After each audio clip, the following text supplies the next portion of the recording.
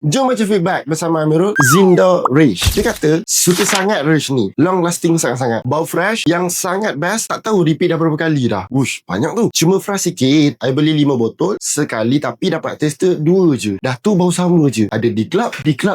Dah ada stok apa? Bukan, kita bagi di club ni supaya korang tahu yang mana di club ni adalah top selling perfume untuk man dalam line up Zindo. Kita nak korang cuba perfume yang top selling. Yang kedua, ada sini cakap, I would say the smell is at least 90% same as the original. Push. Very certified and it's not easy to find a Montblanc Legend dupe. Moreover, a great dupe. Dia kata bau caramel masculine and musky, and then for the lasting quite long for a dupe. So yang mana? Kalau korang nak tahulah kan, Zindo Rich ni dia adalah perfume yang pernah viral suatu ketika dahulu. Sebab apa tahu? Ada satu video tu, perempuan ni dia tertidur atas bahu boyfriend dia atas motor. Wih, yang mana perempuan rasa sangat selesa kalau korang lelaki pakai. So lelaki, kalau korang nak awet korang tertidur atas bahu korang, boleh try Zindo Rich.